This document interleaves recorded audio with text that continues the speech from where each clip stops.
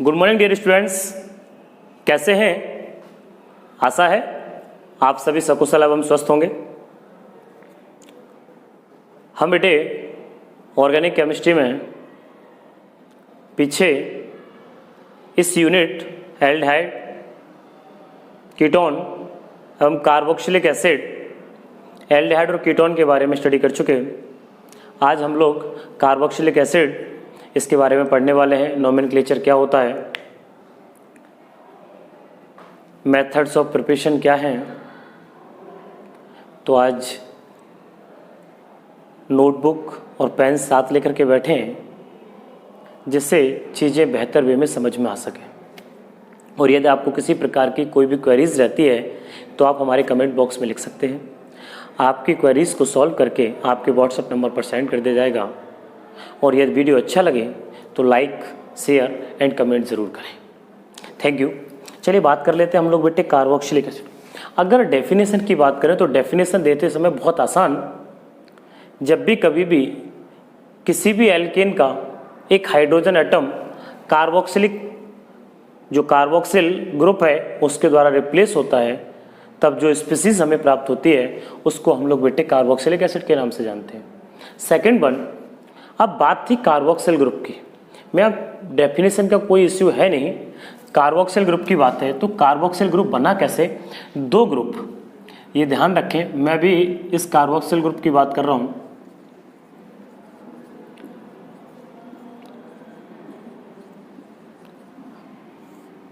Single bond C, double bond O, single bond O H. बेटे यहां ये carbonyl group और ये हाइड्रोक्सिल, तो कार्बोनिल ग्रुप का प्लस हाइड्रोक्सिल ग्रुप का XYL और कार्बोनिल ग्रुप का कार्बो, दोनों को बेटे मिला दिया जाता है तो बनता है कार्बोक्सिल ग्रुप।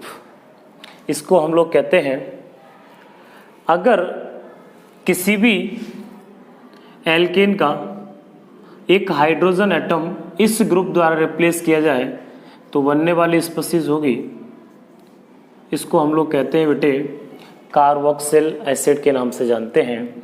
अब जुड़ने वाली स्पीसीज एल्किल भी हो सकती है या अराइल भी हो सकती है। अगर एल्किल होगी तो एलिफेटिक कार्बोक्सिलिक एसिड बनेगा, और यदि एरिल होगी तो एरोमेटिक कार्बोक्सिलिक एसिड फॉर्म होगा। यहाँ बेटे single bond C, double bond O, single bond H है।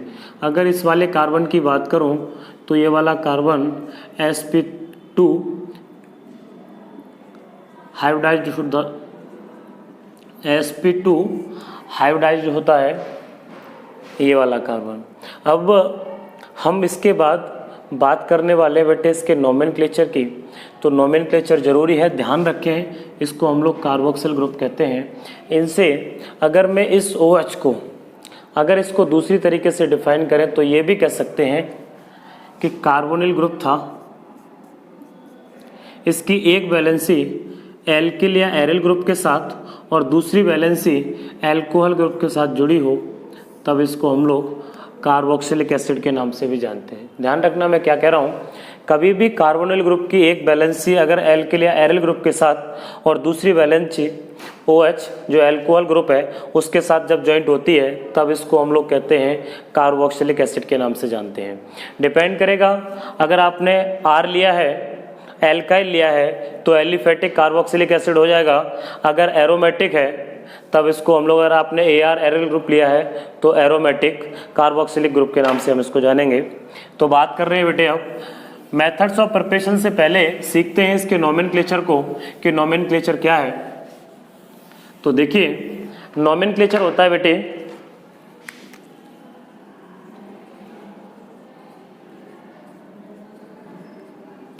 Simple name. जब भी आपके पास कोई भी एल्केन होता है तो एल्केन का बेटे E रिप्लेस करना है और इसकी जगह ओइक एसिड लिखना है, तब जो कंपाउंड फॉर्म होगा उसका नाम जो होगा उसको हम लोग कहेंगे कार्बोक्सिलिक एसिड। अगर बात करूं सेकेंडरी सफिक्स की IUPAC नेम लिखते समय, तो सेकेंडरी सफिक्स में बेटे ओइक एसिड लिखना है, ये ध्यान रखना। प्राइमरी सफिक्स डिपेंड करेगा उसके बॉन्डिंग पर, एन, इन, आइन पर।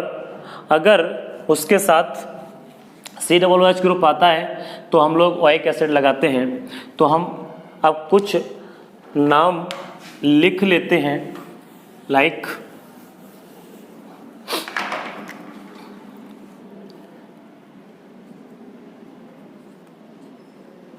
ये बेटे कार्बोक्सिलिक, तो ये कार्बोक्सिल ग्रुप है। अगर ये R है, मैंने बोला एल्केन, तो वहाँ ओइक एसिड लगेगा तो एल्केनोइक एसिड हो जाएगा।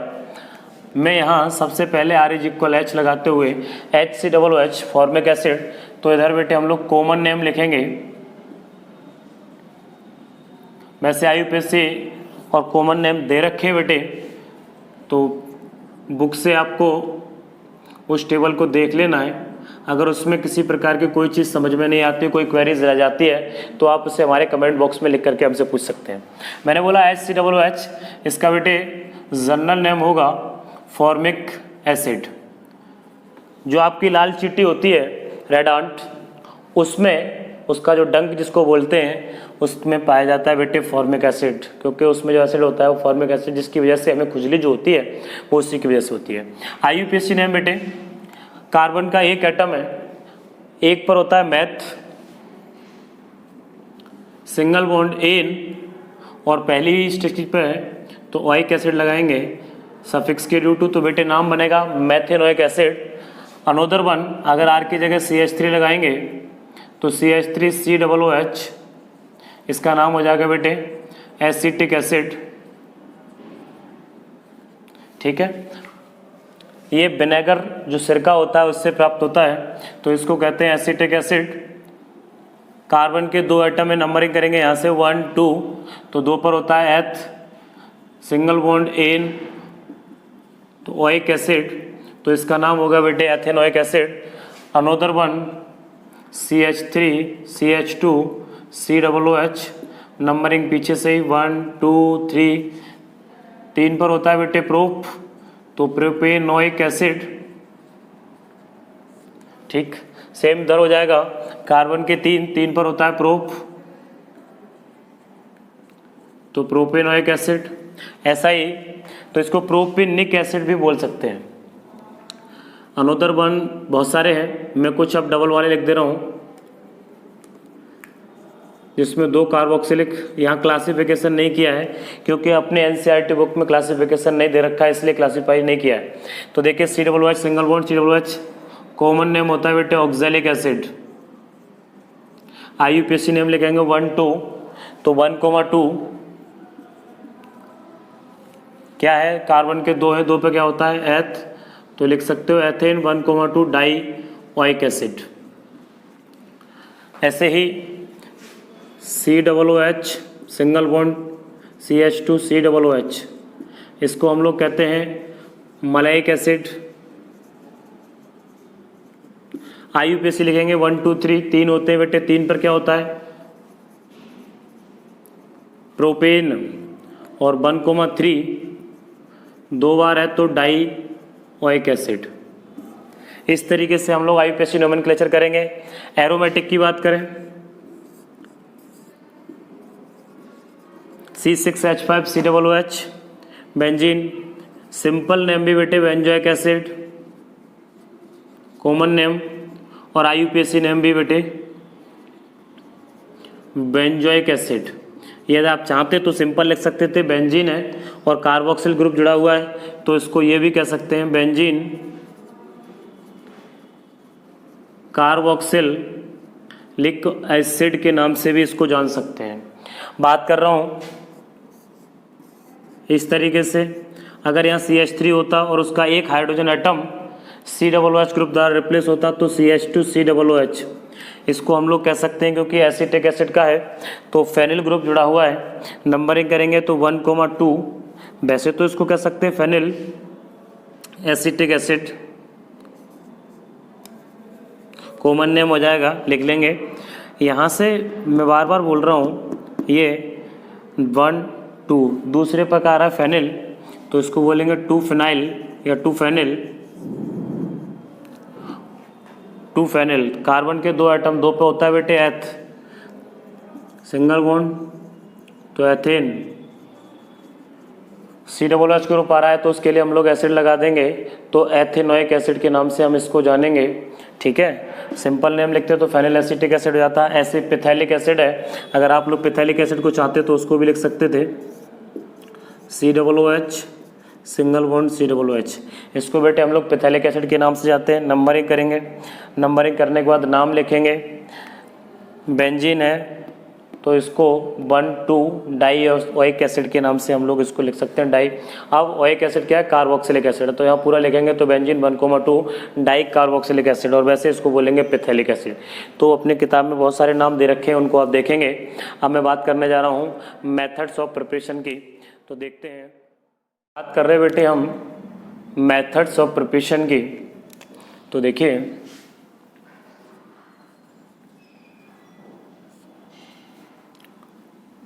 First from primary alcohols,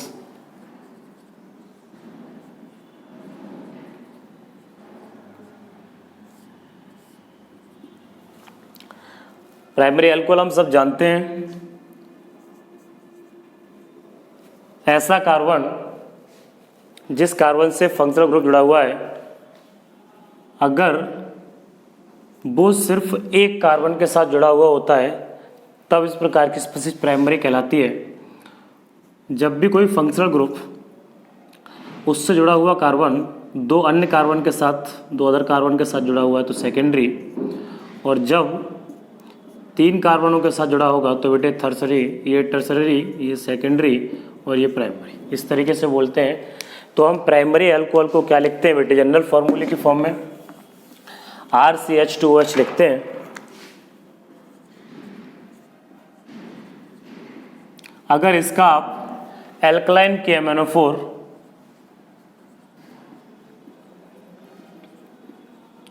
potassium permanganate द्वारा ऑक्सीडेशन करा दें तो बनेगा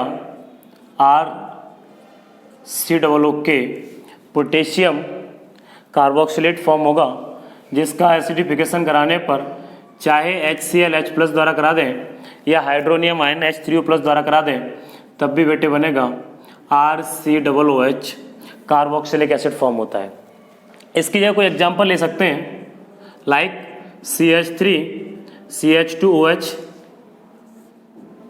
एल्कलाइन KMnO4, ऑक्सीडेशन कराया, फॉर्म होगा CH3C double bond O single bond O K। इसको हम लोग बोलते हैं, K लिया है तो पोटेशियम, और बेटे ये एसिटिक है, एसिड, तो इसको हम लोग कहेंगे पोटेशियम एसीटेट के नाम से जानेंगे क्योंकि एसीटेट आयन है। हाइड्रोनियम आयन H3O+, इसके द्वारा आपने एसिडिफिकेशन कराया तो बनेगा बेटे CH3COOH एसिटिक एसिड। ठीक, ये प्राइमरी अल्कोहल से है। यदि हम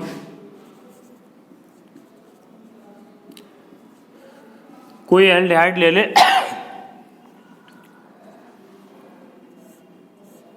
और एल्डिहाइड का ऑक्सीडेशन करा दें, फंक्शन होगा Na2Cr2O7 + H2SO4 या K2Cr2O7 + H2SO4, किसी के भी द्वारा आप करा सकते हैं। R single bond CHO Na2Cr2O7 + H2SO4, बेटा ऑक्सीडेशन कराओगे तो बनेगा RCOOH। लाइक एग्जाम्पल की बात कर लेते हैं। सपोज आप एस्टरल्डिहाइड ले लिए CH3CHO, एथेनॉल के नाम से जानते हैं, ऑक्सीडेशन करेंगे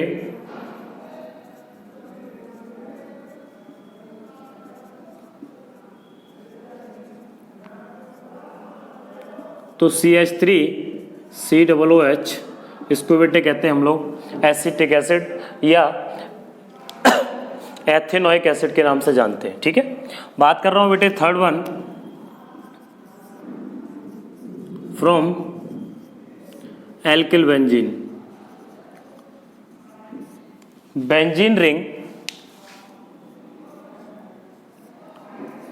इसकी एक वैलेंसी बेटे किसी एल्किल ग्रुप द्वारा जुड़ी होगी तब इसको एल्किल बेंजीन जोड़ी किसी प्रकार का कोई भी एल्किल समूह इसके साथ, एल्किल ग्रुप कोई भी जुड़ा हुआ बेंजीन के साथ, यदि हम उसका एल्कलाइन KMnO4 की प्रेजेंस में अगर ऑक्सीडेशन करा दें तो पोटेशियम का कार्बोक्सिलिक सॉल्ट प्राप्त होगा, जिससे अगेन ऑक्सीडेशन कराने जिसको एसिडिफिकेशन कराने पर कार्बोक्सिलिक एसिड फॉर्म होगा। लाइक यहाँ से बेटे टोल्यूइन ले लिया C6H5CH3, KMnO4 OH minus oxidation कराया, आप देखेंगे स्पीशीज बनेगी C6H5COOK पोटेशियम बेंजोएट, जिसका अगेन ऑक्सीडेशन कराएंगे, एसिडिफिकेशन, तो बनने वाली स्पीशीज होगी C6H5COOH। इसको हम लोग कहेंगे बेटे बेंजोइक एसिड। अगर इसकी जगह इथाइल बेंजीन ले लीजिएगा, प्रोपाइल बेंजीन ले लीजिएगा, ब्यूटाइल बेंजीन ले लीजिएगा, सपोज CH2CH2CH3, हमने बेटे प्रोपाइल बेंजीन ले ली। अब प्रोपाइल बेंजीन का करना क्या है, वही KMnO4 OH माइनस की प्रेजेंस में ऑक्सीडेशन, तो बनेगा,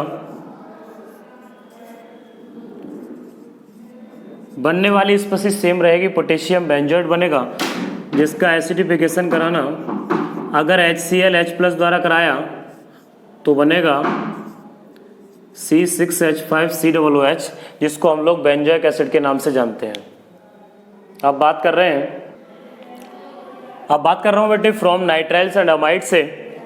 तो देखिए कोई भी nitrile R single bond CN alkyl cyanide है, अगर इसकी रिएक्शन डाइल्यूट HCl अगर इस पर बेटे फ्लो करा दिया जाए तो R single bond C double bond O single bond OH, अर्थात कार्बोक्सिलिक एसिड आपको मिलेगा। इस रिएक्शन को हमने इस तरीके से किया।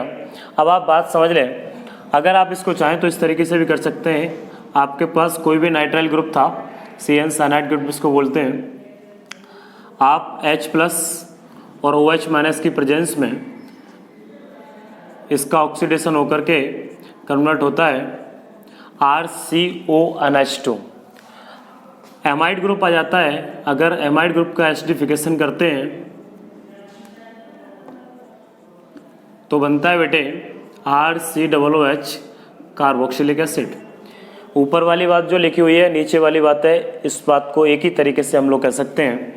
मैंने बोला साइनाइड ग्रुप था, अमाइड ग्रुप में कन्वर्ट हो जाता है, दोबारा से रिएक्शन कराते हैं तो कार्बोक्सिलिक एसिड फॉर्म होता है। लाइक अगर जैसे आप कोई अमाइड भी ले लेते हैं, CH3CONH2 एसिटामाइड होता है, अगर H3O+ हाइड्रोनियम आयन द्वारा एसिडिफिकेशन कराएंगे तो बनेगा बेटे CH3COOH कार्बोक्सिलिक एसिड। यदि आप कोई भी एरोमेटिक स्पीशीज भी लेते, suppose C double bond O NH2, ठीक है, बेंजीनामाइड है, अगर बेटे इसका हाइड्रोनियम आयन द्वारा एसिडिफिकेशन कराएंगे तो ये सेम फॉर्म करेगा बेटे बेंजोइक एसिड।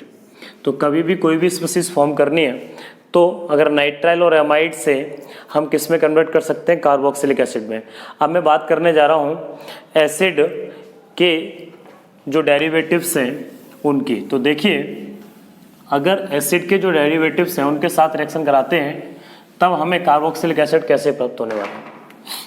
सपोज पहले समझ लें, अपने पास इस तरीके से कार्बोक्सिलिक ग्रुप है, अगर बेटे इसका OH ग्रुप हेलोजन ग्रुप द्वारा रिप्लेस हो जाए तो ये फॉर्म होता है एसिल हैलाइड। ये इसी बात कर रहे हैं, ये ग्रुप NH2 ग्रुप द्वारा रिप्लेस होता है तो इसको अमाइड ग्रुप के नाम से जानते हैं। यदि यही ग्रुप किसी एल्कोक्सी ग्रुप द्वारा रिप्लेस होता है तब इसको एस्टर कहते हैं, और यदि एस्टर द्वारा रिप्लेस होता है तो बेटे हम उसे एक तरीके से एनहाइड्राइड की फॉर्म में बोलते हैं। और बहुत आसान तरीका कार्बोक्सिलिक एसिड फॉर्म करने का, इनमें से 1 2 3 4 चारों में से किसी भी प्रोसेस का हाइड्रोलाइसिस अगर आप कराते हैं तो हाइड्रोलाइसिस कराने पर कार्बोक्सिलिक एसिड फॉर्म होता है। कैसे? देख लेते हैं। देखिए ये मैंने लिखा एसिल एलाइड है, H2O वाटर HX की फॉर्म में बेटे बाहर हो जाएगा और बनने वाली स्पीशीज रहेगी कार्बोक्सिलिक एसिड। यदि मैंने एल्काइल ग्रुप लिया है तो एल्काइल आ जाएगा, CH3 लेंगे तो CH3 लिखेंगे, C2H5 लिखेंगे तो C2H5। बात कर रहा हूँ बेटे, ऊपर लिखा हुआ मैंने NH2 ग्रुप अमाइड है, HOH, यहाँ से बेटे NH3 बाहर तो RCOOH, यहाँ NH3 और ऊपर बेटे HX, X फॉर हेलोजन है, FCl फ्लोरीन को छोड़ के क्लोरीन और ब्रोमीन लिख सकते हैं। नेक्स्ट है बेटे, अब आपका एस्टर हो गया और यदि एस्टर का आप वाटर के साथ हाइड्रोलाइसिस कराते हैं तो यहाँ से बेटे ये अल्कोहल अलग हो जाएगा और बनेगी स्पीशीज RCOO प्लस ROH। ठीक, अब बात कर रहा हूँ सेकेंड एनहाइड्राइड की। सपोज अपने साथ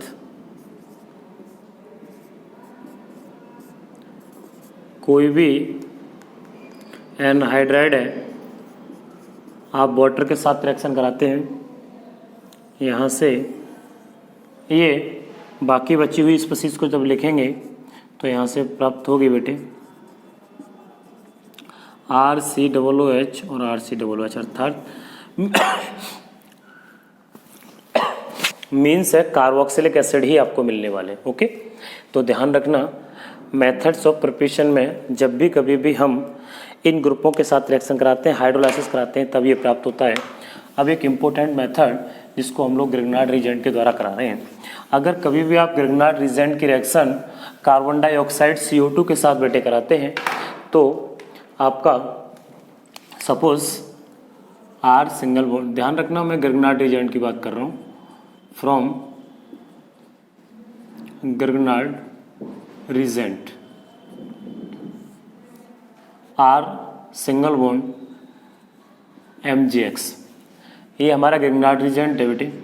आप रिएक्शन करा रहे हैं CO2 के साथ तो C डबल बॉन्ड O और डबल बॉन्ड O, इस तरीके से आप देखते हैं ये वाला जो पार्ट्स है यहाँ से बेटे MgX वाला पार्ट्स O के साथ जॉइंट हो जाता है, क्योंकि बॉन्ड स्प्लिट होगा तो इस पर नेगेटिव चार्ज और इस पर पॉजिटिव चार्ज, तो जो R वाली स्पीशीज है वो C के साथ जॉइंट होगी, बनने वाली स्पीशीज होगी ड्राई ईथर की प्रेजेंस में तो R सिंगल बॉन्ड C, क्योंकि इसके साथ जुड़ा है, ये डबल बॉन्ड O प्लस था, R जुड़ गया, O बॉन्ड टूटा है तो O के साथ बेटे क्या आ जाएगा MgX, क्योंकि यहाँ ऊपर माइनस है और MgX पर प्लस है।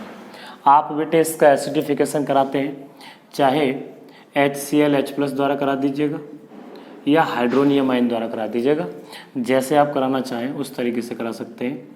हाइड्रोनियम आयन द्वारा कराएंगे तो बनने वाली स्पीशीज होगी R single bond C double bond O single bond, ये O-H यहाँ से बेटे तो OH, और जो निकलने वाली स्पीशीज है वो बनेगी MgOH और X। इस तरीके से बेटे ग्रिग्नार्ड रिएजेंट से आप इसको फॉर्म कर सकते हैं। आप R की जगह CH3 यूज कर सकते थे तो CH3 Mg, X की जगह Br या I यूज़ कर सकते हैं। C डबल बॉन्ड O, इसका मतलब कार्बन डाइऑक्साइड ड्राई ईथर की प्रेजेंस में रिएक्शन करके कॉम्प्लेक्स कंपाउंड हाइड्रोनियम आयन द्वारा रिएक्शन कराएंगे एसिडिफिकेशन, तो क्या बनेगा बेटे कार्बोक्सिलिक एसिड फॉर्म होने वाला है। चलिए बात हम लोग कर लेते हैं अब एसिल हैलाइड एनहाइड्राइड से होगी रिएक्शन है। अब एस्टर की बात करता हूँ मैं, बात कर रहा हूँ बेटे एस्टर की।